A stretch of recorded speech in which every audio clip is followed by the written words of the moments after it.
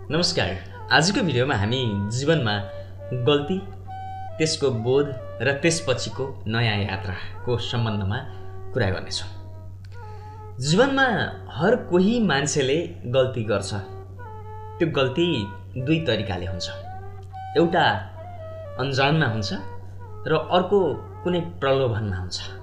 अर्थात् अन्जानमा हुने गल्तीहरू जुन शब्दले भनिसकेको छ जानेर गरिएका हुँदैनन्, सिक्ने क्रममा नजानेर त्रुटिवश ज्ञानको कमीले, चेतनाको कमीले गरिएका हुन्छन्। र अर्को जुन प्रलोभनले गरिने गल्तीको कुरा गरेँ मैले, त्यो गल्ती चाहिँ जानी जानी गरिएको हुन्छ, तर कुनै कुराको प्राप्ति हुने आशाले गरिएको हुन्छ, जुन सम्बन्धित व्यक्तिका लागि आवश्यक हुन्छ र उसले त्यसपछि पर्ने अप्ठ्यारोको विषयमा सोच्न भ्याएको हुँदैन, वा सोचे पनि कहिलेकाहीँ बाध्यतावश त्यो गल्ती गरिरहेको हुन्छ। अब हामीले यी गल्तीहरू जीवनमा किन हुन्छन् र यो गरिसकेपछि जीवनमा अगाडि कसरी बढ्ने भन्ने सम्बन्धमा कुरा गर्छौँ, किनकि नयाँ यात्रा आवश्यक छ।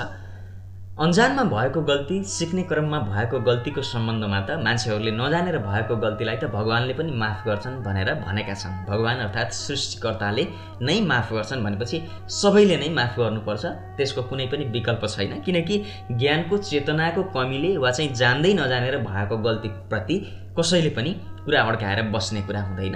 अधिकांश व्यक्तिहरूले त्यो गल्ती गरिरहेका हुन्छन् र यो अन्जानमा गरेका गल्ती पनि दुई खालका छन्। एउटा एकदमै सामान्य खालका कुराहरू, कामहरू गर्दा बिग्रिने कुराहरू, नजानेर गरिने कुराहरू। अर्को हेलचेक्राइ गरेर वा त्यसलाई व्यवस्था गरेर भएका गल्तीहरू। त्यो अन्जानमा भए पनि ठ्याक्कै अन्जानको मात्रै हुँदैन, किनकि हेलचेक्राइ गर्दै गर्दा पनि एक खालको प्रलोभन हुन्छ। त्यहाँ के प्रलोभन हुन्छ त भन्दा त्यसप्रति समर्पित नहुने वा चाहिँ अल्छी गर्ने प्रलोभनका कारणले गर्दा, अल्छी गरेर आफूले सहजता प्राप्त गर्ने प्रलोभनका कारणले हुने गल्तीहरू हुन्। ती खालका हेलचेक्राइका गल्तीहरू पनि बारम्बार दोहोरिनु हुँदैन, त्यो भयो भने बर्बाद हुन्छ। अन्जानका गल्तीहरू चाहिँ दोहोरिरहन सक्छन्, तर त्यही गल्ती चाहिँ दोहोरिनु हुँदैन।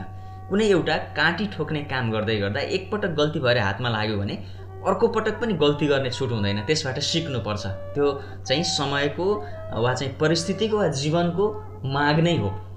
र हेलचेक्राइ गर्ने छुट चाहिँ कसैलाई पनि छैन, तर त्यो हेलचेक्राइ मान्छेले गरिरहेको छ। किन गरिरहेको छ भन्दा त्यो चेतनाको संरचनामा धेरै तल भएर वा चाहिँ ज्ञानको कमीले गर्दा गरिरहेको छ।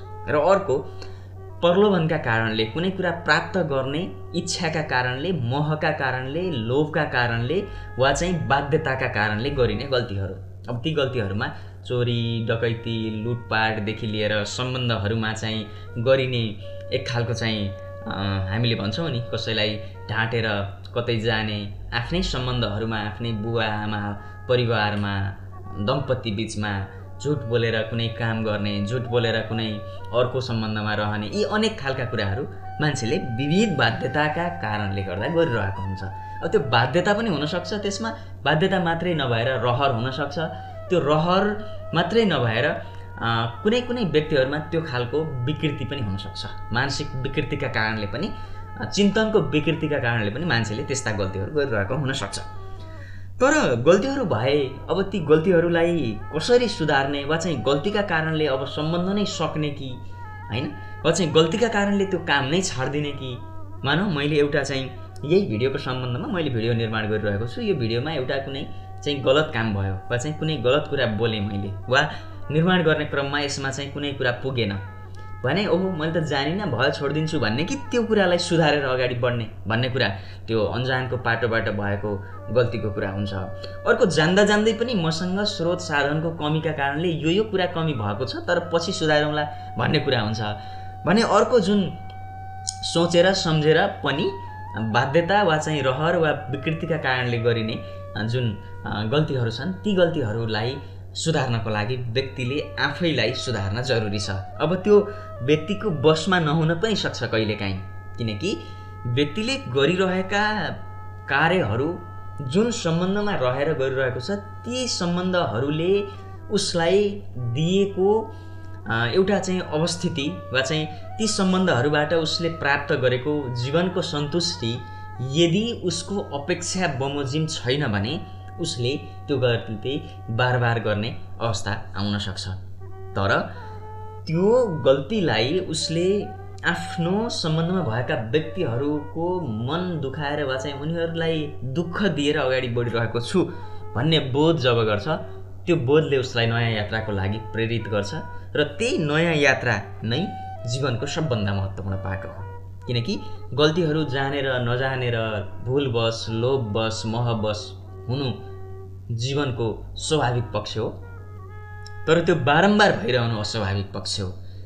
र बारम्बार भइरहेको छ भने पनि त्यसको कारण गल्ती गर्ने व्यक्ति र गल्ती गरेका कारणले असर पुगिरहेका व्यक्तिहरू बसेर के कारणले भएको छ भनेर खोज गर्नु र अगाडि बढ्नु सबभन्दा महत्त्वपूर्ण कुरा हो। हामी त्यो गरिरहेका छैनौँ।